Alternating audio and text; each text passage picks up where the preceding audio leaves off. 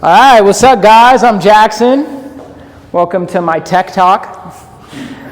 So today I'm going to be telling you how to actually generate leads online. I think a lot of us, we get misperceived by social media and a million followers. This person's going viral. This person over here is getting all this attention. And the dirty little secret that a lot of these people don't want you to know is they're actually making no money, right? So they may have a lot of followers. They may have a lot of attention. But the key with social media, it's not about how much attention you get, it's about what you do with that attention. So today I'm going to show you how you can actually generate attention with the goal of growing your business, not just, going viral, right? So a little background on myself. I started a brand called Passion Toolbox back during the pandemic. It was a channel on TikTok. At my peak, I got nearly 14 million views in a single month. And I went viral over 300 times. I put out over 2,000 videos over the span of 2 years and really learned at a fundamental level how these algorithms work and what they're looking for, right? Now, throughout that process, as I was foreshadowing to a second ago, I ran into an issue. This month, when I got 14 million views, I only made $2,000. And 80% of that was from a single brand deal, right? And I can't tell you how much of a mindfuck it is to be getting that much attention and be borrowing money to pay your rent, right? And from an outside perspective, it could be very easy for me to portray myself as this person that's so successful. Look how many views I'm getting. But the secret behind the scenes is attention doesn't equal money, right? And I think it's very important, if you take anything away from this lesson, it's stop chasing vanity metrics. You need to focus on what actually matters, right? And so, unfortunately, after about 2 years of running that channel, I woke up one day and TikTok suspended my account. Overnight, I lost a channel that had gotten hundreds of millions of views and basically had to start from scratch, right? And so I think it's really important throughout this process that you understand, and I'll dive into what I learned from this experience, which is all the attention you generate has an expiration date. I don't care what platform you're on. I don't care how much attention you're getting. There's an expiration date to the strategy and the platform that you're using. As we can see here, there's a life cycle that happens with any social media platform, right? So when a platform initially comes out, what does the platform do to try to get people on their platform? They offer a bunch of free attention to attract people. TikTok comes out, what's everyone saying? Oh my God, you can go viral so easy, right? And so what does that do? That incentivizes creators to come to the platform. And if they start making good content on that platform, what does it do? It attracts more creators and more audiences, and the platform starts to grow. What happens is as it goes through this growth curve, inevitably it starts to reach this maturity phase. What do you guys think platforms do once they start to reach that maturity phase? Any guesses? Advertisement? Exactly. They need to monetize that attention. They can't just give it all away for free. That's not a winnable business model. They need to start making money. So how do they make money? By selling ads. Well, if you're selling ads, why does someone have the incentive to pay for those if they're getting all this free organic traffic, right? So what do? They start to suppress how much views you get organically. Not just that, but the market also starts to become more saturated. The more people that go on the platform, the more people you're competing against for the same eyeballs, right? And so over time, as you go through this process, this can be both on a macro level of just the platform, but it also can be on more of a micro level of a specific content strategy. If you find a content formula that's getting you a lot of attention, guess what people do? They copy you. Why? Because it works. That's how people get attention. They find what's working and they do it until it works for them, right? And so over time, even strategies of what you begin to be known for, people either get tired of it, right? Or more and more people start to copy it. And so over time, it becomes saturated and less effective, right? Or you run into the issue I did, which is my account just got randomly suspended, never broke the terms of service, never got a warning, just woke up one day and it was suspended. They didn't tell me what I did and I just lost my whole account, right? So one of the other big things you need to understand about these platforms is you are renting this attention, right? I don't care how big your audience is on YouTube, Twitch, Instagram, whatever. You do not own that attention. That is not your attention. That is that platform's attention, right? So that means our objective isn't just to get the attention. It's to own the attention, right? So how do we own the attention? By getting their phone number or their email, right? And that applies to more than just content, right? Let's look at Tech Alley right now. I don't own the attention of this room. Josh could decide tomorrow he wants someone else doing this talk, and then there goes that platform, right? But if I'm able to collect phone numbers and email addresses independently of whether or not I'm speaking, I now have the ability to get in front of the people that saw me, right? And so whatever marketing it is you're doing, it is imperative that you put a heavy emphasis on getting their phone number or their email, or both ideally, right? Because at the end of the day, that is the lifeblood of your business. That's what will keep you alive, right? Especially if you run any holiday specials, you have any new products launching, you're making a pivot in your career, right? Imagine you launch a new offer and you have 10,000 people that you can tell about it. What do you think that's going to do for the success of that offer? That might make or break that working out, right? So it's very important that you understand how to own the attention as you generate it. You got a question? Yeah, so phone and email are great. Do you collect other channels to communicate with people? Like people who don't email much, but they're on like social, like the way to communicate with them is like a DM and Instagram or something like that. Yeah, so obviously it depends on the platform that you're collecting it from, right? However, at the end of the day, Instagram can take away that follower, right? TikTok can take away that follower. Facebook can ban your account, and then you don't have the ability to contact them. Does that mean you shouldn't get that info as well? No, you can get it. But at the end of the day, the only thing where you'll actually have somewhat of a control to get something in front of them is phone and email, right? So the other thing I learned, which I was alluding to earlier, is views do not equal money, right? That is the wrong KPI to focus on. And this is the biggest mistake I made that kept me broke, is I was focused on getting attention, and I was getting 1 million views, and I wasn't making money, so I'm like, must mean I need to get 10 million. And you know what? I made less money when I had 10 million. Isn't that crazy? Why? Because I was focused on the wrong restraint. That was not the restraint in my business. My restraint wasn't my ability to generate attention. My restraint was my ability to convert that attention into money. Right? So how do we convert attention into money? By having conversations with people that you can help, right? Not just anybody. You can have conversations with people, but more importantly, you want to be focused on having conversations with the right people, right? And so if we optimize for this, we'll be able to make much more money. And I'll show you an example of this in action. Do you know Fat Joe cut off? So you're not going to be able to hear the audio very well because it doesn't want to connect to the computer unless someone knows how to do that. Does anyone know how to connect the audio to the computer? I think, display settings. Bluetooth. And then audio. All right, I'm not going to worry about it. So I put out this video right here, right? This video got 7.8 million views the first time I posted it, right?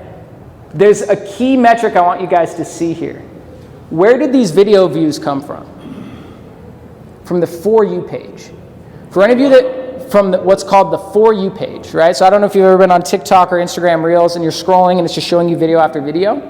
That's what's called the For You page, right? So what these platforms, specifically TikTok, learned is that their algorithms are much better at predicting what you want to see than you are, right? And so it's using the data, things like average watch time, what percentage of people watch the full video, to determine, is this something that will keep people on our platform, right? Because how do these platforms make money? By keeping you on their platform. They can show you more ads, right? And so if you get a video that has a high watch time, the probability of that video hitting the algorithm is really high, right? So for example, this video, 50% of people watch the video all the way through, right? So what does that mean? That means it had a really high watch time, and so what does the algorithm do? It rewards that. So you know what I did? I posted that video like once a month. I posted that video like 10 times.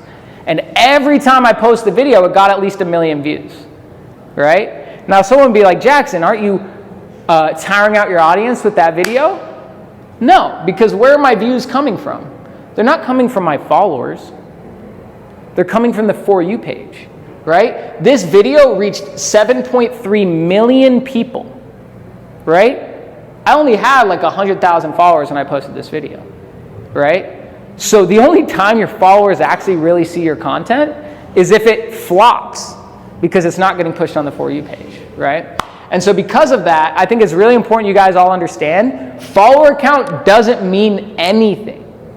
The only thing that matters is the watch time of your video and the average share rate of your video, how often people are sharing those. So if you can get your video to accomplish those two things, you could have 3 followers and you could have a video go viral, right? Which means every single person in this room has the same opportunity as someone with 1 million followers of going viral. Are their probabilities maybe a little higher? Yes, but it makes far little of a difference than it used to, right? It used to mean much more to have those followers, right? So this video got over 100 million views on the internet between my reposts and all the people that reposted it by just stealing it and posting it on their channels, right? And I only made $100, right? Any guesses why? Does anyone have any guesses? You didn't have a call to action or something like that? Exactly. I had no call to action, right? So I can play the video. I don't know if you guys can hear it. Where did the $100 come from? What? Where did the $100 come from? Just from the ad revenue, right? Like, What's the call to action?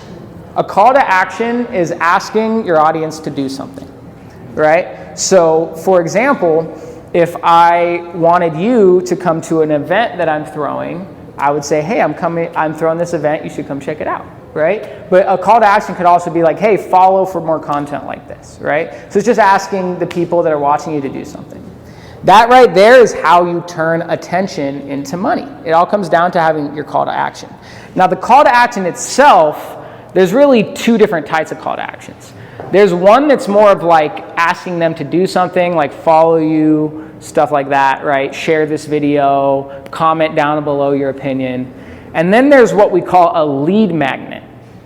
A lead magnet is basically a form of bait, essentially, for lack of a better word, that gives them a reason to give you their phone number and their email and start a conversation with you, which I'll show you an example of that in the next video.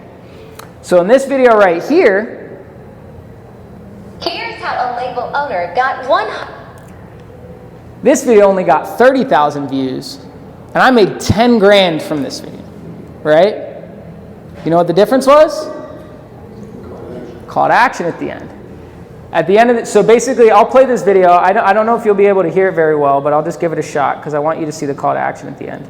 Here's how a label owner got 100,000 streams using a plastic bag. I went to the bank and took out 1,000 in cash in $1 bills. We got like dime bags, you know, and stuffed a dollar bill and his card, which was the artist card with a QR code on it, which hit the mall. I was rolling around to random like girls and saying, look, I'm a local label owner. I got a dope artist, dropped a song. I would love for you to buy it on iTunes. I'm going to give you the $1. Here it is. But I want you to do me a favor. Scan my artist QR code, and I want to see you. I'm going to stand here. I want you to go to Spotify, Apple Music, whatever you listen to, and I want you to follow him, and I want you to like the song you just put out. So we did this, hit up like 500 kids. Those sales through that weekend and those saves and the streams, got on one of those radio stations. We got like 100,000 streams for that. We definitely triggered the algorithmic playlist on Spotify because of all those saves and all that. So that gave them probably 10, 15,000 streams like just by the algorithm. It's a conversation starter. Want a free custom marketing plan? Shoot me a DM on Instagram. So what I do at the end, want a free custom marketing plan? Shoot me a DM on Instagram. So what was that? I started the video with a hook, right? Here's how a label owner got 100,000 streams using a plastic bag. You look at that, you're like, what does that even mean? Now I got your attention, right? Now, what does he do? He gives you a story of a marketing tactic he used to rank on iTunes, right? Now you just got value from my content if you're an artist, right? And then what happens after that? Want a free custom marketing plan? Shoot me a DM on Instagram, where they just got all this value from this tactic. I wonder what else I could get from him. And he's offering me a free marketing plan? All right, I'll see what's up. And then I start getting messages like this. Hey, love your content, super interested in the marketing plan. What am I doing? I'm starting a conversation, right? Now notice, did I talk once in that video? No. A complete different guy who already has credibility in the industry for a decade talked in that video. All I did was ask him a question about what he's doing. So what you're able to do is now leverage other people's entire careers and expertise and brands to promote and market your business. And guess what he did? He shared this video on his Instagram story. Why? Because it makes him look good, right? But little does he realize he's literally giving me a free influencer promotion to his entire audience, right? And you know what's interesting about this guy? I had already talked to this guy before he sent me this message, and it didn't turn into anything. He hit me back up once he saw this guy reposted it because he's a fan of this guy, right? So I literally had people that had already talked to me that came back around because I was essentially getting co-signed by an authority in the industry, right? And so this right here is kind of the antithesis of how to actually make money from content, right? The formula is very simple.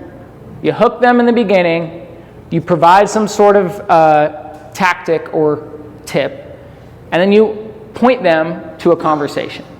That formula right there, that video, it only got 30,000 views, but I got 75 DMs from that video, right?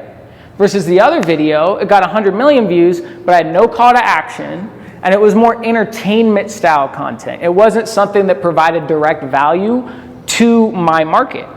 And so because of that, I could brag all day about it got 100 million views online, which it did, but okay, who cares if it only made me $100, right? The only people that I was impressing is people that don't know any better, right? And I don't really care about impressing those people if I'm not making any money, right?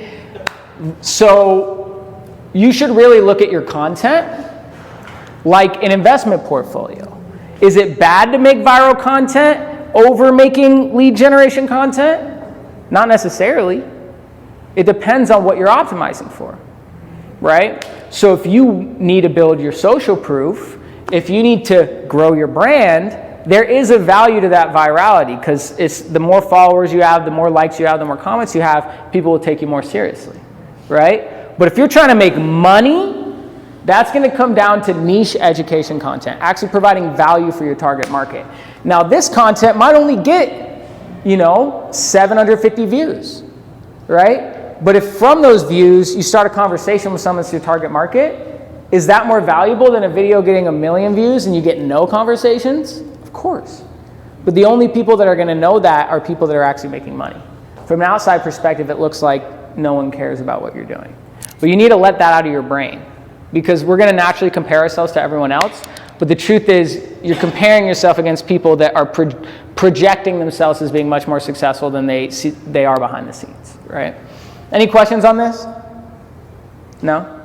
All right, cool. So if the niche education content is what creates more conversations, what can we do to really optimize? We understand conversations are what makes us money. How can we optimize for having conversations with our target market at scale, right? That's really what this comes down to. If we optimize for that, that's what's going to make us money, right? So there's 5 ways to generate leads, right? We have organic content, we have advertising, we have networking, stuff like what we're doing now. We have outbound, so that's cold outreach, cold calling, cold emailing, cold DMing, right? And then we have referrals, right? Hey, Jason, talk to this guy, right? Now, there's a strategy we can implement that allows us to do all 5 of these at the same time. Does anyone have a guess on what that thing is? Anyone? Being able to do all that in one. There's a strategy that will check all 5 of these boxes through this one strategy. Any guesses? Social media. But, all right. What was that? Getting your things shared. So the secret to being able to do all of these in the most efficient manner is actually podcasting, right? So podcasts allow you to do all 5 of these in a single workflow, right? I'm going to explain what that looks like. So, first, we invite someone to be on our podcast. Boom, cold outreach right there. If I invite you to be on my podcast, I'm providing value. I'm stroking your ego. Oh my God, you're so amazing. I want to tell the world about how awesome you are, right? So the probability of you replying to that message and saying yes is exponentially higher than if I just hit you up and tried to solicit you, right? Especially nowadays, we're getting so many cold outreach messages. Like, I can't tell you how many I get on my Instagram, and I'm just like, delete all, delete all, delete all, right? So unless you're providing a lead magnet, like I was talking about, that actually is worth it to the person, they're going to ignore your message. Well, inviting someone to be on your podcast is very valuable to them, right? Then from there, you're going to shoot the interview.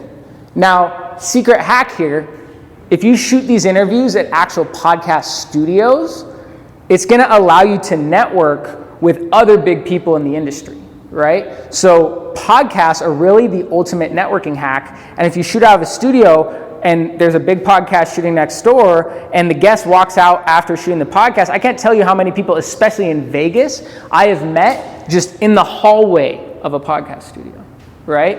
And then guess what? If you happen to invite them to your podcast, cool, right? And you're in the ecosystem, right? A big part of getting around higher caliber people is going where they are, right? A lot of high caliber people are investing in their personal brand. And where are they doing that? At podcast studios. So now, boom, you just check the networking box. Now, boom, you bring this person on the podcast, have an amazing conversation with them. You know what you're going to do at the end of the podcast? Hey, thank you so much for coming on. Who else should I have on my podcast? Do you mind putting us in some group chats before you leave? Now you're walking away with 2, 3, 4 referrals before they've even walked out the door and you've posted a single piece of content, right? And this right here is key, right? Because if you ask someone for a referral to solicit your product, they're now putting their brand on the line endorsing you. So that's actually lowering their status and is a liability to their status, typically more than it is an asset. But if they're inviting one of their friends to an opportunity to be on a show, that's raising their status. So the probability of them making higher level connections, especially if you're shooting it professionally, is much higher. It's going to allow you to create that network effect much quicker, right? Now from there, you're going to post the content. Obviously, that's checking the content box, right? And then what are you going to do? You're going to have those guests repost the content. You're going to have them collaborate on the post. You're going to have them share it on their story. You're going to have them blast it out to their email lists. And why are they going to do this? Because it's content of them. It makes them look good. It grows their brand, right? But guess what they're also doing? They're now promoting your brand, and at the very least, they're now in your content and following you, which when other people go to your profile is actually going to improve your conversion rate because you're essentially getting endorsed by the industry experts the leading experts in your industry, right? Like let's say you're in real estate and you interviewed 10 of the top real estate experts and then someone new in that space comes and finds you, they're like, wow, all these guys are following them, they must be legit. So even if they're just following you and they don't repost any of the content, they're still endorsing you without you even realizing it, right? Without them even realizing it, right? Then from there, this is a big key to actually turning this attention into money. When you start posting this content, what are people going to do? They're going to follow you. They're going to like the content. They're going to repost the content. I have videos from 3 months ago that are still getting reposted to this day, right? You know what you're going to do? You're going to use that engagement as an excuse to start a conversation with them. Hey, Frankie, thank you so much for following me. Just curious, what made you want to follow my channel? Oh, I'm looking to lose weight. Cool. You know, what have you tried so far? Boom, you're having a conversation. Next thing you know what? Why don't we hop on a call? I'll give you a free workout. Give them this amazing workout. Next thing you know, you're selling them on a 12-week program, and you just got a sale, right? Because you either got to get clients in cold outreach or warm outreach. When it comes to outbound, I'll tell you, warm outreach is much easier, right? So now we're checking that box. And then on top of that, from a single episode, we're creating all these clips for TikTok, Instagram, etc., right? You know what you're going to do with the clips that perform? Those now become your ad creative, right? We're in a world now where what determines social media advertising success is 99% of it is actually just the creative. It used to be more about the targeting when these platforms leveraged more data, but the government has become much more strict on what data these platforms allowed to use. So what they've done is they've moved to more predictive AI algorithms that predict who to show your content to. So if we look at this algorithm pushing us out to the right people, all of that comes down to it scanning the creative that you're creating. So instead of having to pay money on advertising to see if the marketplace resonates with your creative, you're posting that all for free and then only running the creative that's already performed. So what this is going to do is it's actually going to lower your cost per acquisition on your advertising substantially, right? Because you're not paying to find out whether or not people resonate. You're only running ads on the posts that have. Does that make sense? So the way these algorithms work is it's like, and I've explained this before, but for people that haven't seen me talk, is it's like having a slot machine you don't have to pay for. Right? If you went over to Caesars right now and that machine was free, how many times are you pulling that lever? As many as you can, right? That's essentially what social media is. You don't have to pay for a post. It's literally giving you a chance to get all the exposure you want to grow your business, and it costs nothing but your time, right? So if we look at how do we get that machine to produce more, it comes down to one of two things. We either increase the probability that a post performs, or we increase the quantity of posts that we're putting out. Well, if you have a 3 to 5% chance of your content going viral, if you simply put out 20 videos, do you think you'll have one that goes viral? Probably. If you put out 100, do you think you will? Pretty much almost guaranteed, not completely, but you have a really high chance. And as long as you're following formulas of having a strong hook, providing good value, having engaging B-roll, the probability of your content going viral is at least 3 to 5%. So the question just becomes, how can we increase our volume as efficiently as possible? Well, this is where clipping and podcasting comes in. Let's say we do a long form interview, right? That's an hour-long video that we can put on YouTube, Spotify, Apple, Facebook, LinkedIn, right? That's 5 posts right there. Now let's say from that video, we get a 10-minute clip. Let's say we get 5 10-minute clips from a 60-minute conversation. You could put that on YouTube, Instagram, you could spell YouTube right, TikTok, LinkedIn, Facebook, which I also spelled wrong. Okay, I'm not known for my spelling. And then you also get the short form clips, videos under 3 minutes, right? I might get 10 of those from a single conversation, which you put on TikTok, Instagram, Snapchat, etc., right? So if you're doing this at scale, from a single hour-long conversation, you're creating 80 social media posts across every platform that people could consume you from, right? Now imagine you did 2 episodes per month. That's going to be 160 posts per month. How many people in here are doing 160 posts per month? How many people are doing 60 posts per month? How many people are doing 6 posts per month? Like 1, right? So no one in here is even posting.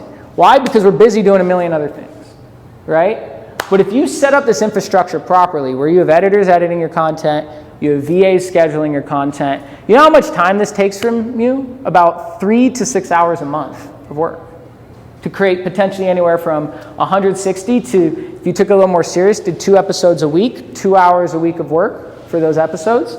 We're looking at over 600 posts a month, right? This is going to start really building your brand. This is what these people, the Ryan Piettas, Alex Hormozis of the world, this is what they do. They post 3, 4, 5, 6 times a day across each platform, right? So this is how we're able to create that at scale. And throughout this process, we've now solved the volume piece of this, right? But then there's the other piece of this. How do we get that content to perform better, right? Here are a couple tips that you can apply that will actually allow you to get more from these podcasts once you're shooting them, right?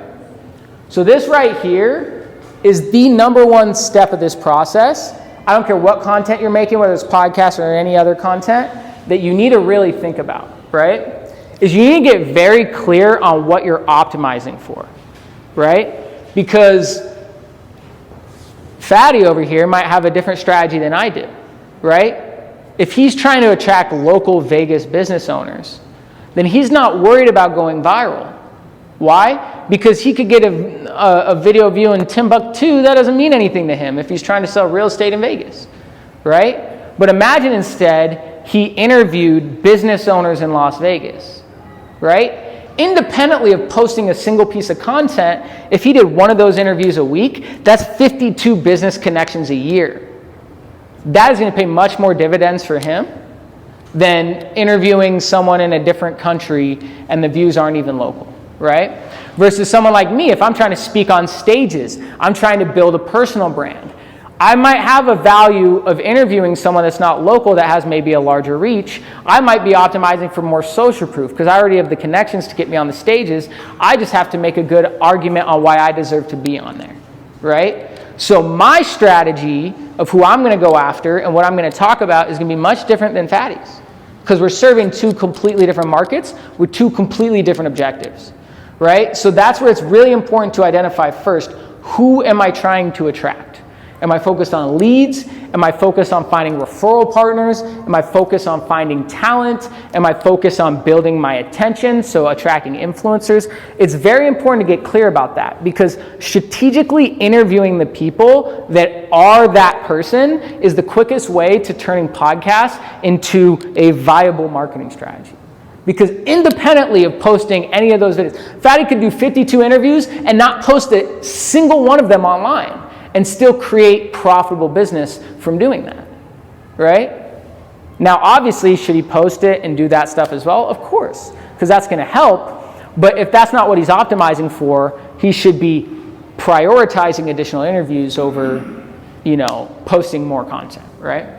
Now, it's also important to think about where, like I was mentioning, where you have the highest chances of attracting them. Is it going to be from being in the right room with the right people? Is it going to be from them discovering your content? Is it going to be from advertising? It's important to take this into consideration when reverse engineering who we want to talk to. And the biggest way to answer both of these questions is to answer this third question, which is, where is my restraint, right?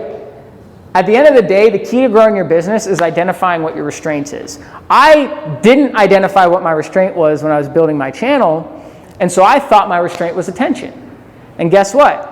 When I got 10 million views a month versus 1 million, I was making less money because that wasn't my restraint. My restraint was my ability to monetize that attention.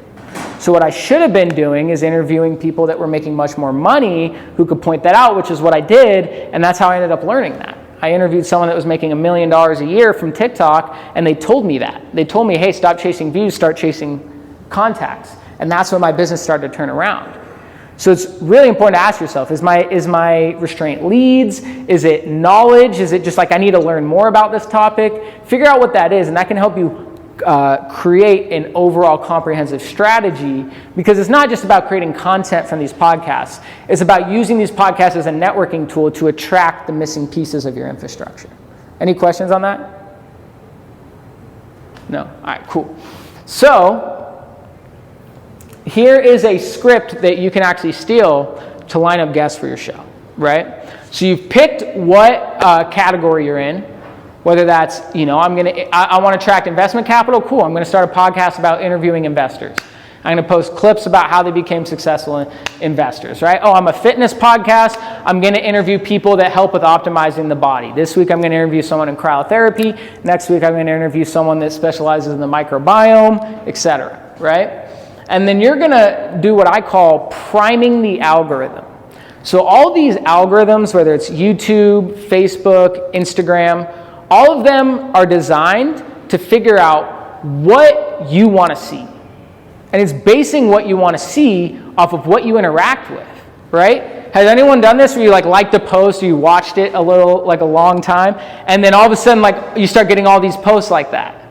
Right? I don't know what happened. A month ago, somehow I was on Mexican cartel TikTok for some reason. Right?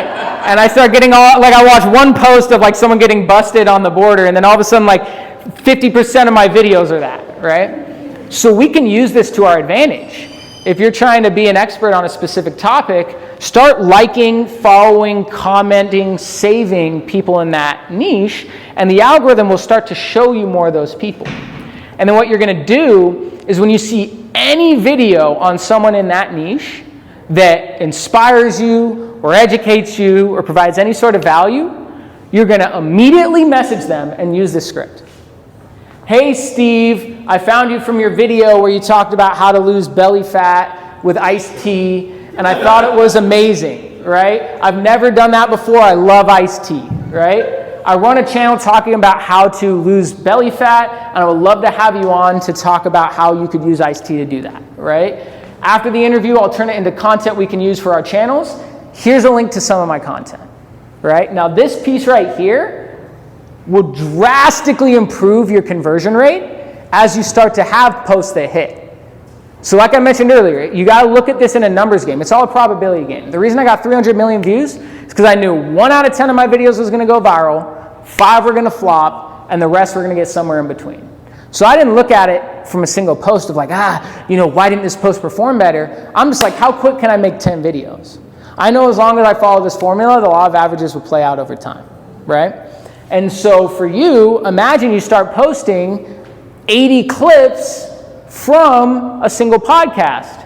Even if you only have a 1% chance of going viral, by the time you put out 10 videos, you tell me you don't have a couple that hit in the algorithm? Of course you did. And guess which ones you're going to show the people when you invite them on the podcast? Whatever your best performing clips are, right? Because what you got to understand is it's already playing in your favor, inviting them on the podcast, because it's stroking their ego, right? Like, if I invite you on, you're like, oh, you like me? Like, I guess, yeah, why not? Let's do it, right? Independently of it getting views. But then if you combine that by showing them videos that performed, now they see that happening for them, and your yes rate's going to be like 50 to 70%.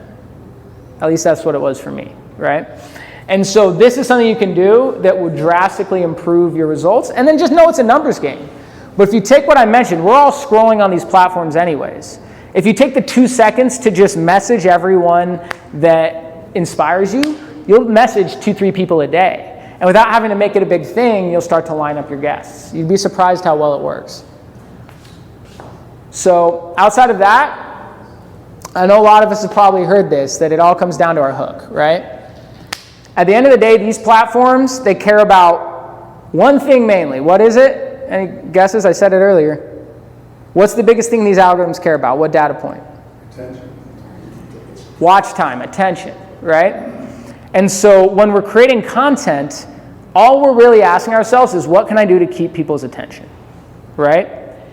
99% of the time, if people are scrolling off your video, it's because you didn't get their attention, right?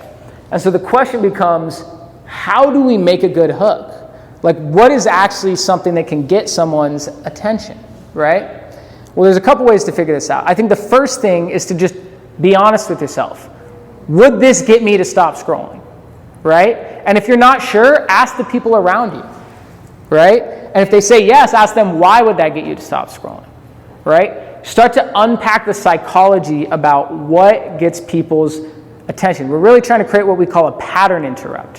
When they're scrolling, they're just like a fiend looking for their next dopamine hit, right? And so we got to give them that good stuff, right? We got to give them that Walter White, right? And so what is that? The truth is you don't know until you post and it works, right?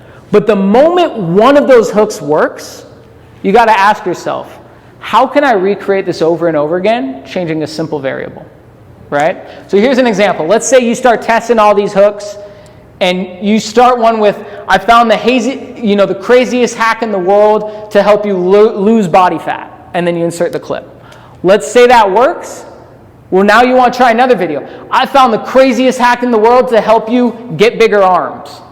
I found the craziest hack in the world to help you get a fat ass, right? Whatever it is, right? Now I know if that hook works, my probability goes from like 1 to 3%, and it might go up to 15% now, right? So if I use that hook over and over again, chances are my content is going to start to get more attention, right? Now, one of the big resources I use that help me learn about hooks is a book called Hook Points by Brendan Kane. I recommend you guys check it out. He dives in deep to the science behind that. I recommend that book a lot. That'll help you really understand the mastery and fundamentals of how to write a strong hook, right? But at the end of the day, the easiest way to find a good hook is to just, one, look at what's already working in your niche and copy it until something hits, right?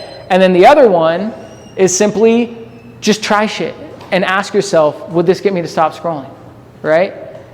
Before you post anything, ask yourself that. And if you need help, use ChatGPT. There's custom GPTs that come up with hooks. And it's really just about trying stuff. Like, don't overthink it.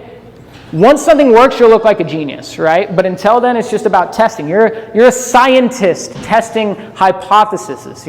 Don't put your self-esteem around the results, right? Now, another big way we do this, how do we get people to care about what we are talking about? Talk about shit they already care about. Celebrities, trending news, stuff like that, right? And this is an example of a channel that has done this at a high level. Has anyone heard of Valuetainment in here? Yeah. You know why these guys are so big? Because literally this is all they do. It's like 4 or 5 guys in a room. They have a list of 5 to 10 blog articles from like Yahoo Finance, Fox News, just talking about stuff in basically the conservative field, right? So, business, politics, stuff like that, right? So they'll just find 5, 10 things that are already being talked about in the media, right? And then they just read the article and give their opinion. That's all they do, right? And notice, how often are they posting? 1 hour ago, 2 hours ago, 17 hours ago, 18 hours ago, one day. They're posting 5 times a day sometimes, right? Which sounds crazy because if he does a scripted video, that video might take him 4 hours to do. But look at the views on some of these, 133,000. Why? Hillary factor. Don Lemon blames Trump. When you use Hillary and Trump, people are going to click, right? And then guess what? Then they're following their page, and not only is this a video there, but especially if that video hits, they're turning that into a TikTok, right? And so call to action. In a video like this? Yeah, so they're getting attention. Are they converting? So that's really all about testing, right? We wouldn't know their metrics, but it could be a pre-roll ad in the middle. It could be a pre-roll ad at the end. It could be in the description, in the comment section. It just really depends about testing, right? You have a question? Could it be a way for them to make you watch the long form content? Because Yeah. personally, I'm not a fan of like that podcast, but unfortunately, I kept seeing the algorithm, Mm-hmm. and no one else was talking that long about the subject. So Yeah. it converted me to a listener, I'm not really a huge fan. And if that's the aim, then that's... So this comes back to this right here, right? So not only are you creating short form, mid form, and long form content, but this is a top of the funnel feed that feeds up to the other videos. So if I put out a short form clip, guess what happens if you click on that video? It's going to link to the long form video or to the mid form video. If I put out a mid form video, guess what I'm going to do as a hyperlink in the video or in the description? Hey, check out the full podcast here. So you have the long form, which typically gets the least amount of views, but that's what builds the deepest connection with your audience. Then you have the mid form and the short form that are more about gaining the attention and building the top of funnel people in, and then those people that enjoy that might want to go watch the whole video, right? Yeah. But what I'll find sometimes is happening with me is if it's a topic I really care about, like I'm an Oregon Duck fan, right? Like I love football and it's an interesting season right now. I'll go watch an hour-long video and then he'll clip up that video into clips. And I found myself going and watching those clips after I already watched the hour-long video because I just like that topic and I want to hear more about it. And it's just background noise for me, right? I do it while I'm working out or doing the dishes. So a lot of times people are playing this just in the background. Like you say, you watch like a 4-hour Joe Budden. I don't think you're just sitting there like taking notes, right? You got it while you're working out or doing dishes or driving, right?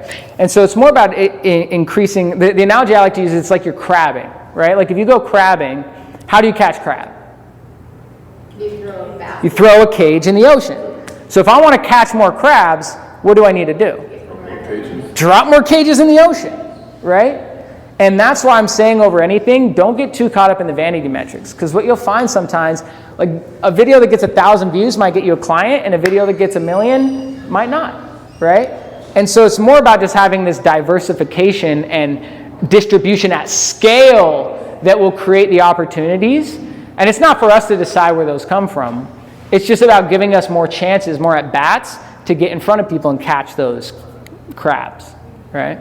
Just one of a question? Okay. How do you think about the balance between diversifying the type of content? So like today I'm doing politics, tomorrow sports. Yeah. Versus that's kind of scattered. It could be considered scattered. Or just being like I'm the sports guy. Yeah, so that comes back to answering these questions right here. Who am I trying to attract? right? If you're trying to attract a broad audience, then you can talk about broader topics. You could have sports, like valuetainment. They used to be very niche, now they're going more broad. Why? Because they have a large audience. Why do they want a large audience? So they can attract Dwayne "The Rock" Johnson and Ryan Garcia and these big celebrities that want to see that social proof, right? Versus if you're, just trying to attract a local market, it's about getting very clear on like, who am I speaking to and what do they want, right? And then sticking to that. And that doesn't mean you can't start niche and over time expand.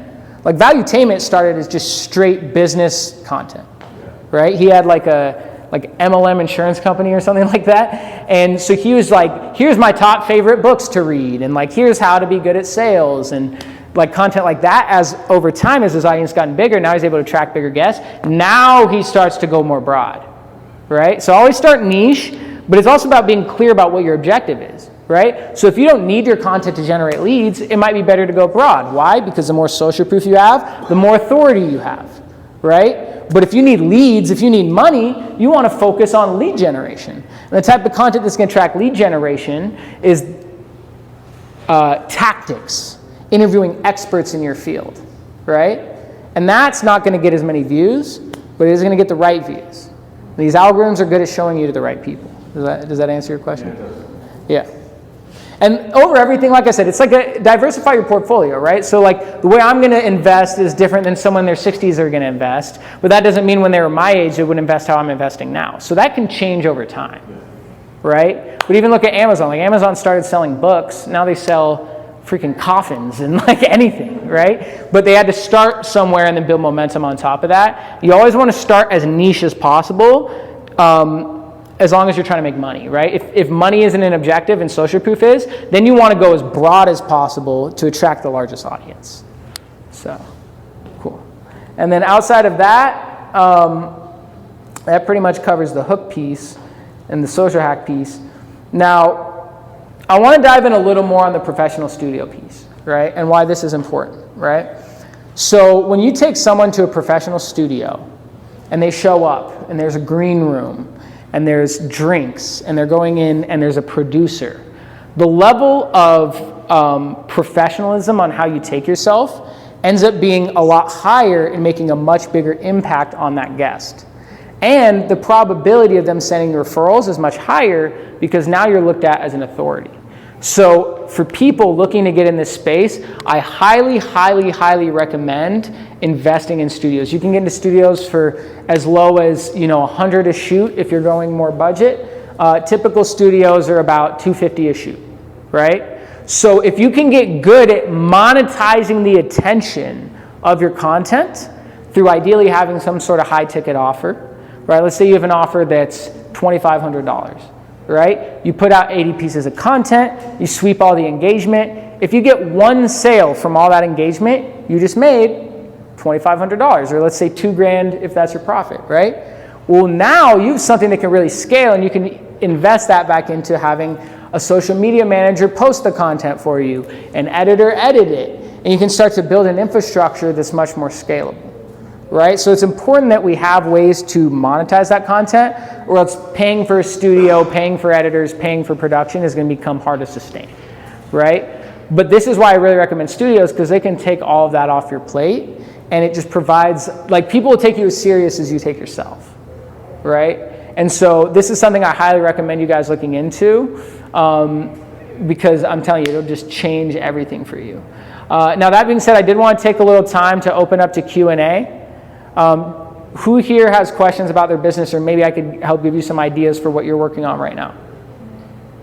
I have a question about changing trends. Yeah. Because a lot of engagement is based on what is the hot topic of the day, but it changes so fast now. Mm-hmm. So from your experience and working with clients, what do you recommend people do so that they can catch the wave instead of missing the wave as things evolve? Yeah, so I think when you're saying chasing trends, it's important to identify what kind of trends, right? Because trends could mean Trump just got shot. Trends could also mean a viral TikTok dance, right? I think the first question is asking yourself, how is this piece of content providing value to my audience, right? So when I ran my channel, initially it was for the music industry. So the one filter that I looked at for every video I made was, how does this help advance someone's music career? If it doesn't answer that question, then I don't do it, which means some trends might not be relevant. Also, what you got to understand about trends is they're fickle. As quick as you go up, you go down, right? How many people we know that have been viral overnight sensations and a month later they're completely forgotten about, right? So you also got to be careful. Trends can be a double-edged sword. You don't want to be known as like the da-da-da-da-da person, right? You want to be known for yourself, and the ability to convert that trend into larger attention is a lot more difficult than people anticipate. So I would only do a trend as maybe 10% of your strategy, and only if it is actually in line with what you want to do. Does that make sense? Yeah. And that doesn't mean it can't be more than that. I think it has to be able to, you have to be able to confidently answer the question, how does this provide value for my market, right? And as long as you do that, that will open you up to opportunities to actually convert that into business and into money. Yeah. And one thing I think is interesting you said about the hook is making new content and trying to roll something out that you have really, and I guess important thing to say to your audience, quote unquote, if you don't put them in the beginning, they're not going to get that middle part. So I was even thinking of videos I posted over the past 2 months that I'm going to have to do now, because I got to throw that little sexy part of what I said, the 45-second mark at the very, very beginning, and then we'll get it if they just stay and listen. But I didn't do that before. So yeah, here's an exercise all of you can do. Anyone that has posted content where you're like, man, I thought that one was going to hit and it didn't, chances are that you didn't catch them with your hook. So if you actually go look on the analytics of it, what you'll see here, if I can find one. Do you know Fat Joe cut off his I do know that. All right. Oh, I don't have it on here, but typically there's a retention graph, right? You can see the retention analytics. What you'll see on all the videos that didn't perform is you have very little watch time, right? But if you feel like the body of it is solid, you'd be surprised how much just changing the hook at the beginning. Yeah, like I saw this video of, I can't remember the brand, but this guy had a video and he's like, I know this video is going to hit. The first time he posted it, got like 35,000 views, right? He tried another hook and I think it got like 100,000, but he's like, I know this video has potential. The third hook he tried, it got 19 million views. 98% of that video was the exact same. The only thing he changed was the white text at the beginning and what it said, right? Because what that is priming people for the payoff, the dopamine release that's going to come from whatever that hook is, right? That's why a hook like this worked, right? Here's how a label owner got 100,000 streams using a plastic bag. That's a pattern interrupt, right? You're like, what does that even mean? So now you want to stick around and see what that means. Versus if I said, here's a cool trip a label owner used to grow on iTunes. That might not get your attention, and that video, instead of getting 30,000, might get 3. Same exact video. Everything after that first 2 seconds is all the same. But from there, that makes all the difference, right?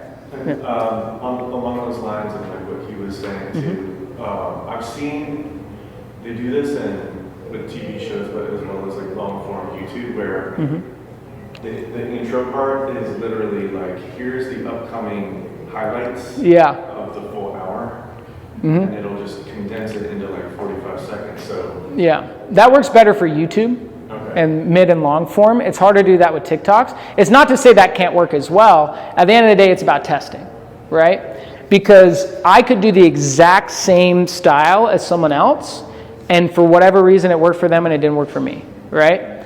So what it really is about drawing inspiration from strategies like that until something hits. We start in what we call the testing phase. So when we're first starting, all you really are doing is just throwing a bunch of shit at the wall until something sticks. The reason why most people never get out of the testing phase is they throw like 3 things and then they go, I guess I'm not good at content. Versus like you need to like machine gun that thing, right? Now you can improve your probability by copying what's already working and studying the algorithm, consuming content as a producer, not as a consumer. So what I'll do is when I'm scrolling, if a video gets my attention, I ask myself, I'm like, what's the formula here? right? And it may be in a completely different niche, right? It might be a video about cooking, right? And it might be like, here's how to make a meal as a broke college student, right? Let's say I'm a broke college student that gets my attention, right? Well, I could apply that to finance. Here's how to get out of debt as a broke college student. Same exact cadence, same exact text, same exact first shot, but I'm applying it to a different niche, right? So doing stuff like that, that will take your probability from like 1% up to about 5%. But then be prepared for it to take 100 videos to get that winner, right? Yeah. So when you have your long form interview video and you break it up into the short clips, do you consciously try to make those short clips from all the way through the video so that people funnel up and they're going to try to see all? What do you mean by all the way through the video? Some at the beginning, some in the middle, some at the end. You make short clips from. You make as many clips from the whole episode as you can, Okay. right? I'll put out 10 clips from a podcast, right? I have 10 chances to go viral, right? Now I know about 5% of my content is going to go viral, so if I do 2 podcasts, I'm probably going to have at least 1 viral clip, right? Imagine you knew every 2 people you interviewed you're going to go viral. How long does an interview take? An hour? Imagine you do that twice a week. You're going to be going viral once a week. Yeah. So, in your experience, how long for these things? For the interview, is an hour about right? For the TikTok, how long are those? How long is a video? Typically, interviews 45 to 60 minutes. It can be 30, right? Mid-form, anywhere from 5 to 10 minutes. TikToks, typically 3 minutes or less. I found that sweet spot for me was always around 45 seconds, but it's less about the length, it's more about the quality of the content, right? Like that clip I showed you here that did well, I think it was like a minute, right? So there's no penalties for too long of a TikTok? There's only penalties for making boring content, right? You could have a video, I've watched videos that are 7 minutes long, right? It didn't go viral because it was 7 minutes, it went viral because it was interesting, right? So instead of focusing on like what length should it be, I think, yes, cut the fat, right? So I would sweep it for anything that isn't providing value, right? If you're repeating things, right? Like you could say the same thing twice in a video, that's not necessary. Say it once, right? So yes, sweep it and cut the fat. I'll cut out any gaps. I'll make it as short and succinct, high release as possible. But at the end of the day, the hook either hooks them or it doesn't, and then you either deliver on the hook or you don't, right? And so if you have something you feel like is delivering, you just got to present it in a better way. Like I'll give him as an example. We were talking earlier. He had an idea of showing you how you could copy the same like painting styles as like Van Gogh or whatever. I don't know painters. And so I was telling him, I was like, what was the hook I used? It was like, here's how you could forge Van Gogh, right? Now that doesn't mean he has to advocate for stealing artists, but if you capture their attention and he teaches them how to copy that style, that's going to work much better than him being like, hey, what's up, guys? So today, I'm going to talk about a painter that's really inspired me. But the truth is, it's actually pretty easy to do what he's doing. And today I'm going to walk you through that, right? The probability of that keeping someone's attention versus like, I'm going to show you how to forge the most successful painting ever, right? Yeah, right? Well, because think about it. Like, they don't know who you are as a painter, but they know the Mona Lisa. Right? So if you talk about the Mona Lisa and certain aspects of that, you now have caught their attention. Now they go check out your channel. And you might have a completely different video of a time lapse of one of your paintings. And now guess what? They might like that painting, go to TikTok shop and buy your painting. Right? So one thing I want to just get out of the way, and then I'll leave the rest of the day open to Q&A. So I wanted to update people on what I'm doing now. So does anyone here know who Bill Walsh is? Have you heard of that guy? He's a speaker here in town. So he runs a company called Power Team International, and we ended up actually partnering recently. We're launching a podcast mansion in Vegas. So we bought a mansion over in Southern Highlands. We're turning each room into a separate podcast studio and basically allowing people to come in and run their own podcasts out of the studio. If any of you are interested in coming check out the place, we are doing a launch party on the 30th. You can just come talk to me. I'll give you a free ticket. But what I did want to let you guys know about is on the 1st, we are going to be doing a power lunch here. We're going to be at Joel's Chop House over at the Ahern. We're going to have Todd out there. Bill Walsh is going to be there. These guys are worth millions and millions of dollars. You're going to get free mentorship from them. They can help you with your business. And Bill allowed me to give lunch on me, so we're going to be buying your guys' lunch. All you got to do is text Vegas to that number, and I'm going to sponsor your lunch ticket, give you guys a free $100 ticket, give you a chance to come network with some high-level people. So any of you interested in come and check that out, that's going to be on the 1st. Get a chance to meet some really high-level people. And other than that, I'll just leave the rest of the session up to what? The one before? Yeah, you can just message me or come talk to me and I'll send it to you. But yeah, the whole idea with this is, so Bill runs a company called Power Team International. They do about 300 live speaking events a year. So what we're doing is we're creating this mansion here to attract a lot of these high-level people, cross-promote each other on their own podcasts, and then get you speaking at his events so we can get both your content and speaking to tie it all together to bring you business and create this kind of like exclusive community where we can all come together and cross-promote each other and help each other grow, right? So if that's something you guys are interested in, come check it out. We're doing a launch party. I'll give you a free ticket to that. That's my Instagram. You can just DM me there. I'll send you a link to that. But the main thing Bill wanted me to talk about was just the lunch that we're doing on the 1st. Get a free $100 lunch. Not mad at it, at a steakhouse. So just text that number. We'll send you a free ticket for that. And then other than that, does anyone have any other questions about content? Yeah. Stylistically, what's your feeling about apostrophes and why you don't use them? I am not good at spelling or grammar. I'm good at marketing. Okay. What I would say is that it just doesn't make a difference for me, right? Like people definitely roast me on my spelling a lot. I would say that, because I know what actually moves the bottom line, and that's what I focus on, I guess. I don't know. Okay, just wondering, like part of your brand or something like that. Being bad at spelling? No, just like it's part of my brand identity. Actually, it probably is. I should incorporate that for sure. Yeah. I rely on technology too much, I guess. Anyone else? I'm happy to answer any other questions or even apply some ideas for your own brand, if anyone has any questions. I have a question. I, of course, have listened to podcasts before. I've never, listening to this launches new ideas, of course, of trying a podcast. Yeah. Someone who's never done it or thought about it until today, would you? So my advice, if you've never done it before, you're maybe a little overwhelmed about getting started, is start small. A podcast can be you talking to a friend with an iPhone, right? It could be you over Zoom. You don't need to start in a studio. You don't need to go crazy production. It's a skill set. And I think the number one key to being good at podcasting is talking to someone that you're actually interested in about something that you actually care about. Don't just use it as a means to an end. Right? So I may shoot podcasts about studying how brands become successful because I know it's going to attract high-level people and I'm going to create good content. But I'm not interviewing that person unless they have something that I'm genuinely interested in talking about. If I'm just going through the motions, people are going to feel that, right? Like, how many times have you had a conversation with someone since you've been born? Every day, all day. So it's not like you don't have the skill set to do it. It's just if you get in your own head about like, oh, how do I look on camera? Or is this the right question? That's when you're going to run into issues. It's just overthinking it, right? At the end of the day, it's about having conversations with people that inspire you about shit that you care about. As long as you do that, do you have to think about having a conversation with your friend about something that you guys are both interested in? No, it's very natural. And that will come off. Your interest will come off in what you're doing. Coming back to what I was saying about the slide was like, what are you optimizing for? A big thing I optimize for is just talking to people that inspire me, right? And that's why when you use that strategy of just DMing someone when they have something that's interesting to you, you'd be surprised how many conversations that turns into, and more importantly, how many opportunities that turns into, right?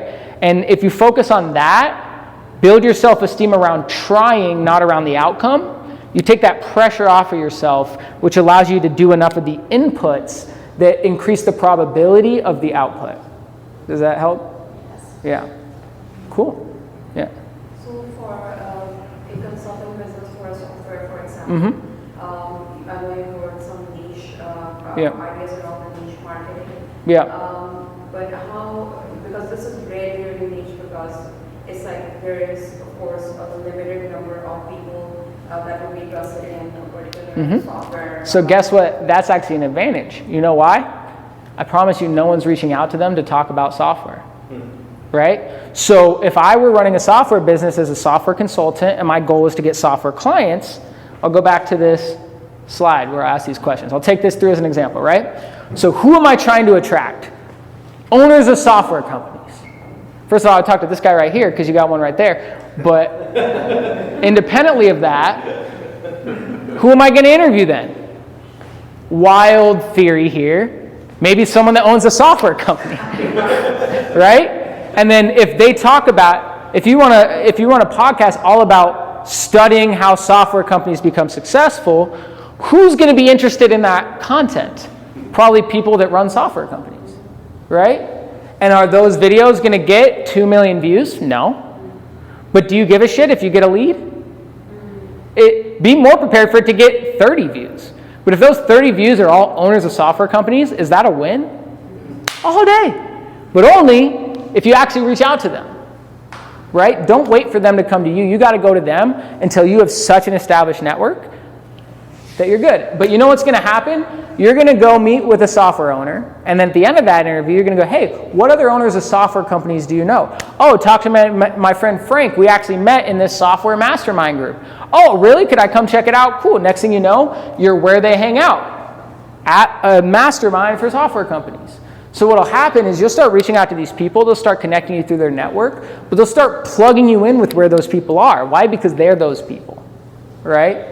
And so you start there, you're interviewing other owners of software companies, you're creating the content, and then whatever performs there, you run as an ad.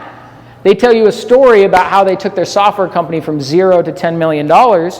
You put that clip, then what do you do at the end? Do you run a software company and want to grow your business? DM me the word, software for a free consultation.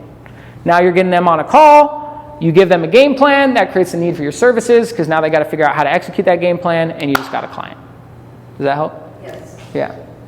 Cool. Any other questions? Going once.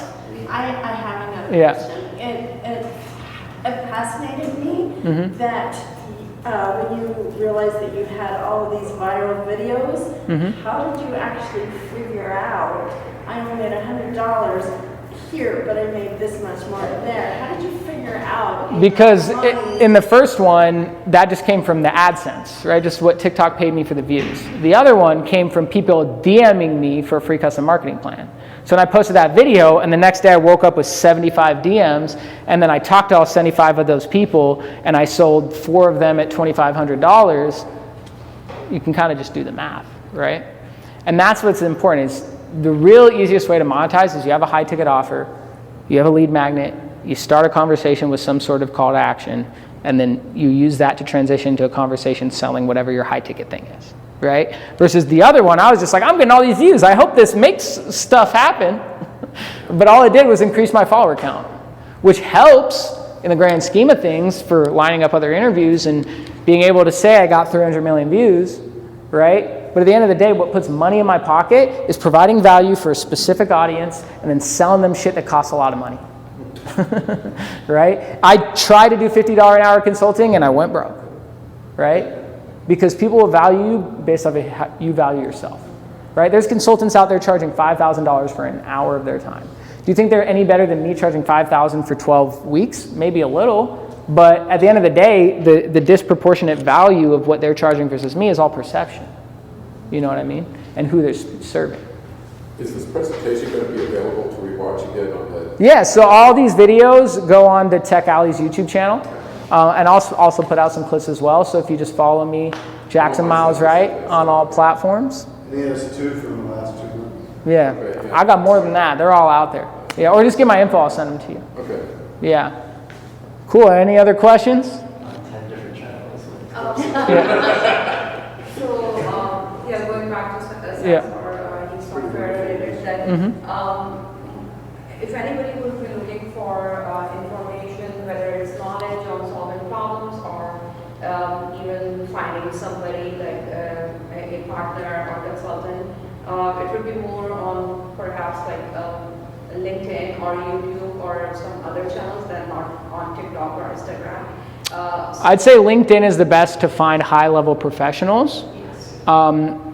The highest quality people are going to be on LinkedIn. Yes. The easiest way to message people is Instagram or Facebook, right? So it's either going to be in Facebook groups LinkedIn, the problem with LinkedIn is you can only send so many connection requests. It's harder to get in front of them, but you should definitely optimize that. And then Facebook groups are a really great way to go about it. Yes, so my question is that how would, when I look at LinkedIn, which would be a lot of people use in their daily life for professional purposes, you don't really see podcasts popping up or anything. So how does a podcast help on a platform like LinkedIn? It's about the clips.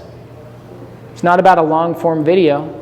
It's about a 90-second video where you talk about how Frank built a $10 million software business, and you put hashtag, software development and hashtag business success story, and then the algorithm shows it to someone starting a software company, right? But here's the other thing about content that people don't think about. It's not just about people discovering it organically. It's about using that as a tool to educate your market, right? So let's say there's a specific tactic you use for your business that's very integral in how you do things. You could explain that in a 90-second clip and then send that to a prospect before your sales call, right? That video could have 100 views and it could get a client because they understood it from that video. So it also acts as almost like a brochure or like a video sales letter as well, even if it's only 90 seconds or 5 minutes. Yeah. Do you see AI in the future playing a much more bigger part in what is pushed to people rather than just that? It already is. So AI right now is already pretty much running all these algorithms. Where I think AI is going to change the game, where we're headed, is all these strategies I'm showing you are going to be automated. There's deepfake technology. I'll show you an example. So this girl, Aoife, right here, she runs a company called SuperDupe. I don't know if I'm supposed to be showing this, but I'll just give you an example, right? So in this software, we created a deepfake version of myself, right? So I'll show you an example right here. Now the tech's like 90% there. It's almost there, right?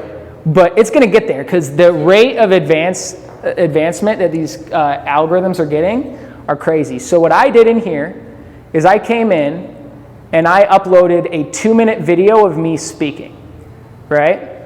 And then basically what this software did was use that to create an AI avatar version of myself. And now I can upload any text I want, and it'll create a version of me saying that, right? So this isn't actually me talking in this video. So basically just reading a script, right? Yeah, so that's not me talking. That is AI making me talk. Can you increase the volume? Yeah, it's all the way up. You can't really hear it that well. But like obviously my eyes look a little wide, like I look like I'm on like Adderall or something. But like I promise I wasn't. I might have drank an energy drink, but think about where this tech could go, right? If I can put in a text thread and make it say whatever I want and you don't know it's AI, imagine I hook that up to Yahoo Finance or MSNBC or Fox News, and I ran it through a prompt that created a script following my formulas and reported on news in real time. I could have an AI avatar of myself posting a video every 5 minutes on what's trending in the news, right? Imagine I took these scripts and these formulas I use. For example, I would teach marketing through storytelling, tell the story of how a business became successful. I created a custom GPT where I could upload a transcript of a video on YouTube. It'll convert it into a TikTok. It creates the script automatically. I upload that into this tool. And you have another AI tool that edits it, another AI tool that schedules it. I could literally at scale create unlimited pieces of content, and an algorithm cost me $0. This is where we're headed. So what that means for you guys right now is if you don't get ahead of content, if you don't start building your brand now and start embracing this technology, it's going to become much more difficult to break through because the exponential rate of the volume of output that's going to happen over the next decade is going to be unfathomable, right? Like think about it. If I could post unlimited videos of myself with AI and you don't know it's AI, now my output goes from once a day to once every 10 minutes, right? Or maybe I make 17 different accounts and I'm posting on all those accounts. You see my face everywhere. And then maybe I use some of the AI tools I've used that automate outbound to go sweep all that engagement and start conversations with those people. And then maybe those conversations get then sent to an AI bot that is doing a phone call with them to pre-vet them. And then maybe that's then getting sent to my team. And I now have an AI system, an AI content system, an AI outbound system, an AI discovery call system, automating my entire lead gen process for the cost of API credits, which are pennies that it would cost to pay an actual human to do that work. That's where we're headed, right? And so the fundamentals of what I'm talking about now, AI can do like most of it, but it's like almost there, right? But my vision in the future is to be able to have someone come to our podcast mansion. They fill out a form that they send to their guests. They answer some questions. You've done it. We have the thing. And it provides a list of questions for me to ask that are optimized for virality. Then once the episode's done, that transcript gets sent through the AI that finds all the clips, sends it to an AI that edits it, sends it to an AI that schedules it, and before you leave the studio, all your content's done, edited, and distributed across multiple channels. That's where we're headed. All the tech to do that exists, it just needs to be glued together, right? It's an agent. Yeah, an AI agent. So this is really my vision. First step is getting this Vegas mansion off the ground, building it up, getting a proof of concept. But once it's cash flowing and doing well, I'm going to be putting an emphasis into building that technology because it's already built. It's just tweaking it, right? Which I'm not a developer. I could figure it out with ChatGPT or just hire someone to figure it out. But that's where we're headed. And once that tech's in place, combining this super dupe technology with the podcast technology, I could literally have someone come in the studio and before they've even left, I've distributed 100 videos. Think about that, right? And you know what these large corporations aren't doing? Embracing this technology. They're gripping onto traditional media, but the cost per for those views are, you know, maybe $20 for 1,000 views for a commercial. Meanwhile, imagine I paid $20 for 300 million views. $6 million, right? Or is that 60 million? It's one of those. It's a lot of money, right? So how are they going to compete with people like me? And that's why you see companies like Prime, Happy Dad, Mr. Beast with Feastables coming in and stealing market share. Why? Because they're playing poker with pennies, but they're worth the same amount of people paying $100. Right? Imagine a chip's worth $100 to Coca-Cola and $100 to Prime, but they paid a penny for that chip and they paid $100. Who's going to win that game? Well, what's Prime?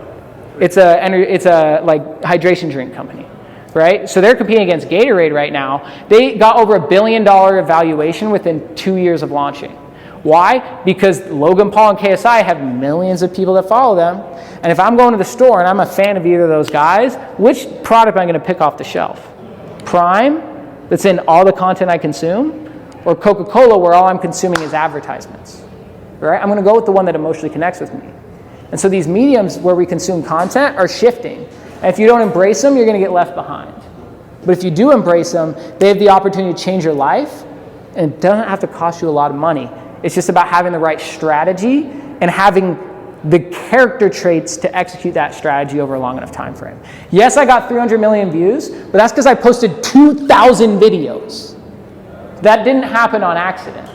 I put in my 10,000 hours. I'm not saying this stuff is easy, but if you stick with it, it will work. And that's why I'll leave you with the last thing before we wrap this up, which is build your self-esteem around posting, not around the outcome. If you embrace that, you'll be successful.